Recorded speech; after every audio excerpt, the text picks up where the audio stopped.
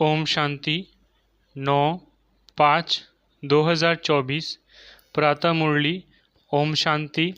बाप दादा मधुबन। बाबा आज कह रहे हैं, मीठे बच्चे, कड़े ते कड़ी बीमारी है किसी के नाम रूप में फंसना। अंतर्मुखी बन इस बीमारी की जांच करो और इससे मुक्त बनो।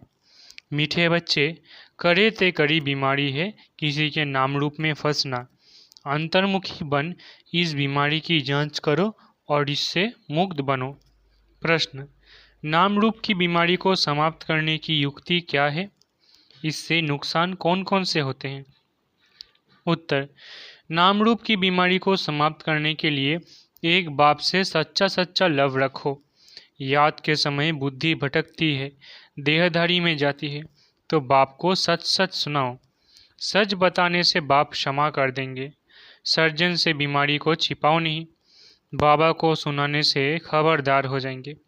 बुद्धि किसी के नाम रूप में लटकी हुई है तो बाप से बुद्धि जुट नहीं सकती। वो सर्विस के बजाय डिससर्विस करते हैं, बाप की निंदा कराते हैं। ऐसे निंदक बहुत कड़ी सजा के भागी बनते हैं। ओम शांति। अभी बच्चे जानते हैं कि हर एक को वर्षा मिलना है बाप से।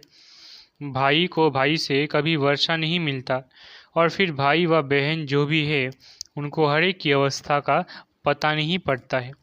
सब समाचार बाप दादा के पास आते हैं। ये है प्रैक्टिकल में। हर एक को अपने को देखना है कि मैं कहाँ तक याद करता हूँ, कोई के नाम रूप में कहाँ तक फंसा हुआ हूँ। हमारे आत्मा की वृत्ति कहाँ कहाँ तक जाती है, आत्मा खुद जानती है। अपने को आत्मा ही समझना पड़े। हमारी वृत्ति एक शिव बाबा की तरफ जाती है या और कोई के नाम रूप तरफ जाती है। जितना हो सके अपने को आत्मा समझ एक बाप को याद करना है और सब भूलते जाना है। अपनी दिल से पूछना है कि हमारी दिल सिवाय बाप के और कहाँ भटकती तो नहीं है। कहीं धंधे धोरी में या घर गृहस्थ मित्र संबंधियों आदि तरफ बुद्धि जाती तो नहीं है। अंतर्मुखी होकर जांच करनी है। जब यहाँ आकर बैठते हो तो अपनी जांच करनी है। यहाँ कोई ना कोई सामने योग में बैठते हैं, वो भी शिव बाबा को ही याद करते होंगे। ऐसे नहीं अपने बच्चों को याद करते होंगे। याद तो शिव बाबा को ही करना है। यहाँ बैठे ही शिव बाबा की याद में हो। फिर चाहे कोई आंखें खोलकर बैठे हैं वो आंखें बंद कर बैठे हैं, ये तो बुद्धि से समझ की बात है। अपनी दिल से पूछना होता है, बाबा क्या समझाते हैं? हमको तो याद करना है एक को। यहाँ जो बैठने वाले हैं वो तो एक शिव बाबा की ही याद में होंगे, तुमको नहीं देखेंगे, क्योंकि उनको तो कोई की भी अवस्था का पता नहीं है। हर एक का समाचार बाप के पास आता है। वो जानते हैं कौन कौन बच्चे अच्छे हैं, जिनकी लाइन क्लियर है, उनका और कहाँ भी बुद्धि योग नहीं जाता। ऐसे भी होते हैं कोई का बुद्धि योग जाता है, फिर मुरली सुनने से चेंज भी होते रहते हैं। फील करते हैं कि ये तो हमारी भूल है, हमारी दृष्टि वृत्ति बरोबर रॉन्ग थी, अब उनको राइट करना है, रॉन्ग वृत्ति को छोड़ देना है। यह बाप समझाते हैं। भाई भाई को नहीं समझा सकते, बाप ही देखते हैं इनकी वृत्ति दृष्टि कैसी है। बाप को ही सब दिल का हाल सुनाते हैं। शिव बाबा को बताते हैं तो दादा समझ जाते हैं। हर एक के सुनाने से देखने से भी समझते हैं। जब तक सुने नहीं तब तक उनको क्या पता कि ये क्या करते हैं। एक्टिविटी से, सर्विस से समझ जाते हैं कि इनको बहुत देह अभिमान है, इनको कम, इनकी एक्टिविटी ठीक नहीं है। कोई न कोई के नाम रूप में फंसा रहता है। बाबा पूछते हैं, कोई की तरफ बुद्धि जाती है? कोई साफ बतलाते हैं, कोई फिर नाम रूप में फंसे हुए ऐसे हैं जो बताते ही नहीं, अपना ही नुकसान करते हैं। बाप को बतलाने से उनकी क्षमा होती है और फिर आगे के लिए भी संभाल करते हैं। बहुत है जो अपनी वृत्ति सच नहीं बताते, लज्जा आती है। जैसे कोई उल्टा काम करते हैं तो सर्जन को बताते नहीं हैं, परंतु छिपाने से बीमारी और ही वृद्धि को पाएगी। यहाँ भी ऐसे हैं, बाप को बताने से हल्के हो जाते हैं। नहीं तो वो अंदर में रहने से भारी रहेंगे। बाप को सुनाने से फिर दोबारा ऐसे नहीं करेंगे। आगे के लिए अपने पर खबरदार भी रहेंगे। बाकी बताएंगे नहीं तो वो वृद्धि को पाता रहेगा। बाप जानते हैं ये सर्विसेबल बहुत है। क्वालिफिकेशन कैसी रहती है, सर्विस में भी कैसे रहते हैं, कोई इसके साथ लटके तो नहीं हैं। हर एक की जन्म पत्री को देखते हैं, फिर इतना उनसे लव रखते हैं, कशिश करते हैं। कोई तो बहुत अच्छी सर्विस करते हैं, कभी भी कहाँ उन्हों का बुद्धियोग नहीं जाता। हाँ, पहले जाता था, अब खबरदार है। बताते हैं बाबा, अब मैं खबरदार हूँ। आगे बहुत भूलें करते थे। समझते हैं देह अभिमान में आने से भूले ही होंगी, फिर पद तो भ्रष्ट हो जाएगा। भल किसको पता नहीं पड़ता है, परंतु पद तो भ्रष्ट हो ही जाएगा। दिल की सफाई इसमें बहुत चाहिए, तब तो ऊंच पद पाएंगे।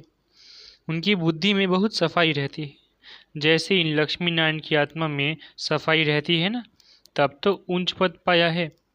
कोई कोई के लिए समझा जाता है इनकी नाम रूप की तरफ वृत्ति है, देही अभिमानी होकर नहीं रहते हैं, इस कारण पद भी कम होता गया है। राजा से लेकर रंक तक नंबरवार पद तो है ना, ये क्यों होता है इसको भी समझना चाहिए। नंबरवार तो जरूर बनते ही है, कलाएं कम होती ही रहती है। जो 16 कला संपूर्ण है वो फिर 14 कला में आ जाते हैं। ऐसे थोड़ा थोड़ा कम होते होते कलाएं उतरती तो जरूर है।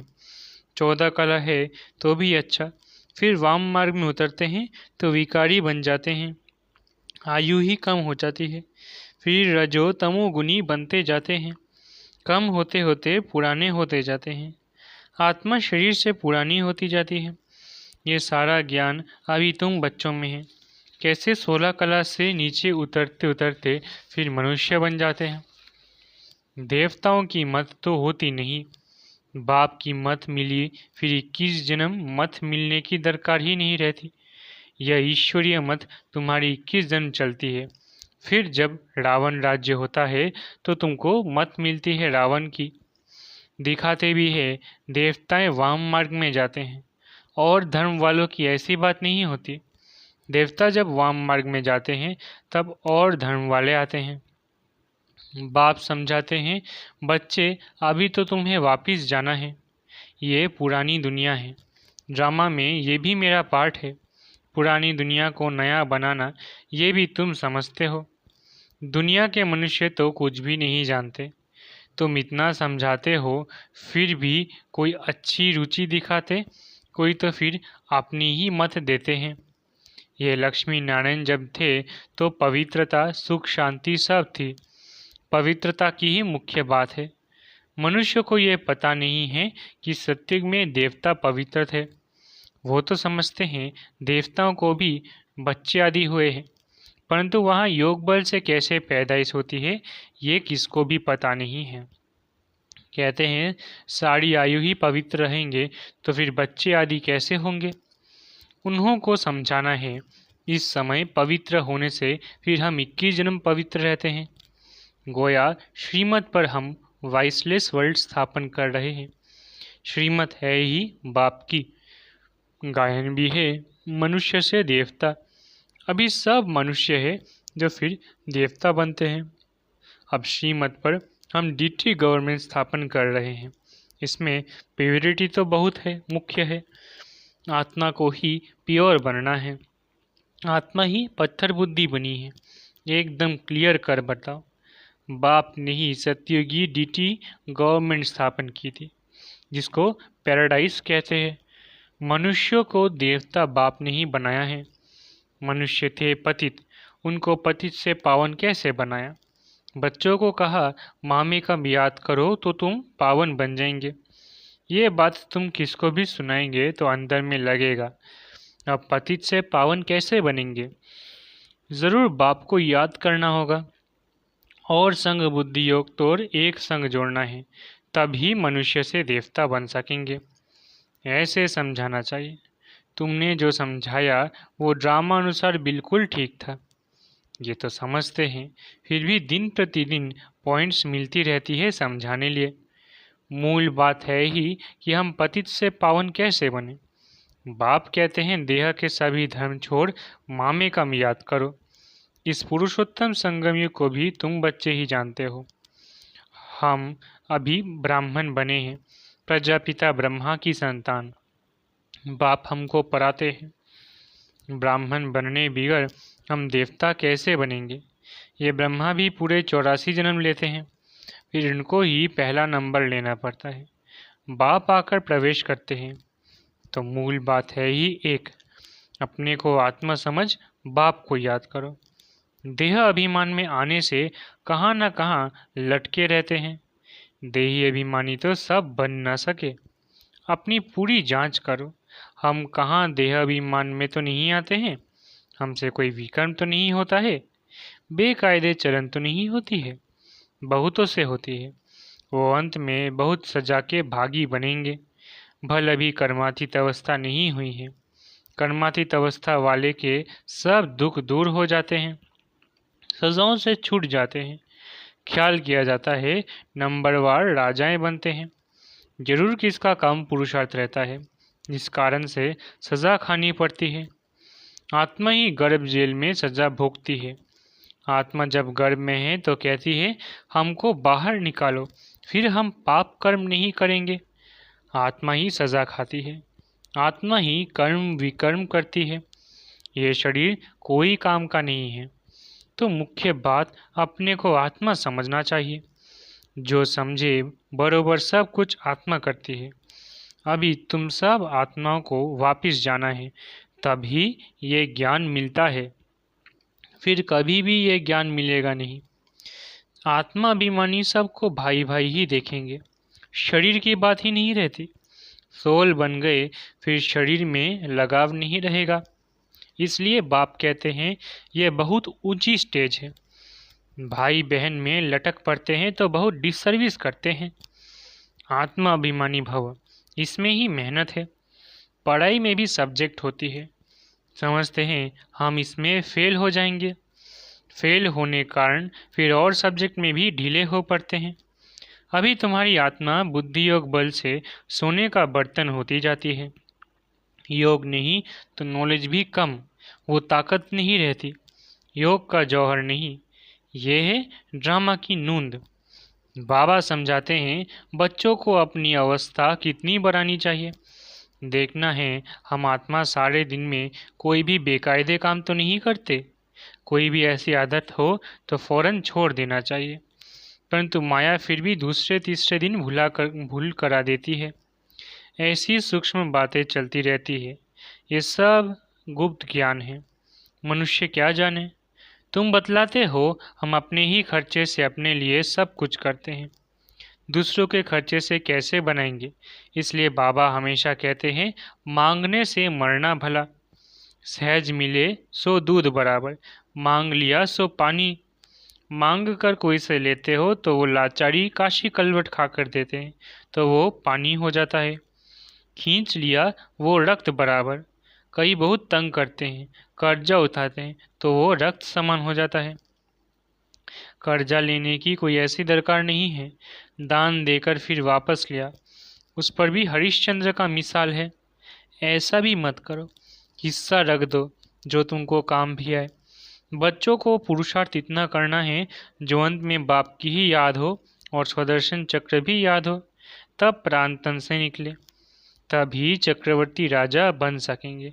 ऐसे नहीं पिछाड़ी में याद कर सकेंगे, उस समय ऐसी अवस्था हो जाएगी। नहीं, अभी से पुरुषार्थ करते करते उस अवस्था को अंत तक बनाना है। ऐसा न हो कि पिछाड़ी में वृत्ति कहाँ और तरफ चली जाए। याद करने से ही पाप करते रहेंगे।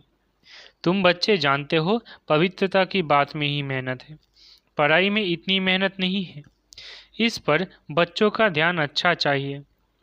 तब बाबा कहते हैं रोज़ अपने से पूछो हमने कोई बेकायदे काम तो नहीं किया, नाम रूप में तो नहीं फंसता हूँ, किसको देख लट्टू तो नहीं बनता हूँ, कर्मेंद्रियों से कोई बेकायदे काम तो नहीं करता हूँ। पुराने पतित शरीर से बिल्कुल लव नहीं होना चाहिए, वह भी देह अभिमान हो जाता है। अनासक्त हो रहना चाहिए। सच्चा प्यार एक से, बाकी सब से अनासक्त प्यार। भले बच्चे आदि है परंतु कोई में भी आसक्ति न हो। जानते हो ये जो कुछ भी देखते हैं सब खत्म हो जाएगा, तो उनसे प्यार सारा निकल जाता है। एक में ही प्यार रहे, बाकी नाम मात्र अनासक्त। अच्छा, मीठे मीठे सिकिलधे बच्चों प्रति माता पिता बाप दादा का याद प्यार और गुड मॉर्निंग। रूहानी बाप की रूहानी बच्चों को नमस्ते। हम रूहानी बच्चों की रूहानी माता पिता बाप दादा को याद प्यार, गुड मॉर्निंग और नमस्ते नमस्ते नमस्ते। शुक्रिया बाबा। धारणा के लिए मुख्य सार। पहला, अपनी वृत्ति को बहुत शुद्ध पवित्र बनाना है। कोई भी बेकायदे उल्टा काम नहीं करना है। बहुत बहुत खबरदार रहना है। बुद्धि कहाँ पर भी लटकानी नहीं है। दूसरा, सच्चा प्यार एक बाप में रखना है, बाकी सब से अनासक्त नाम मात्र प्यार हो। आत्माभिमानी स्टेज ऐसी बनानी है जो शरीर में भी लगाव न रहे। वरदान, स्वराज्य के संस्कारों द्वारा भविष्य राज्य अधिकार प्राप्त करने वाली तकदीरवान आत्मा भव। स्वराज्य के संस्कारों द्वारा भविष्य राज्य अधिकार प्राप्त करने वाली तकदीरवान आत्मा भव।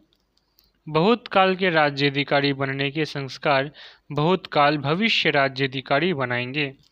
अगर बार बार वशीभूत होते हो, अधिकारी बनने के संस्कार नहीं है, तो राज्य अधिकारियों के राज्य में रहेंगे, राज्य भाग्य प्राप्त नहीं होगा। तो नॉलेज के दर्पण में अपने तकदीर की सूरत को देखो। बहुत समय के अभ्यास द्वारा अपने विशेष सहयोगी कर्मचारी व राज्य कारोबारी साथियों को अपने अधिकार से चलाओ। राजा बनो तब कहेंगे तकदीरवान आत्मा।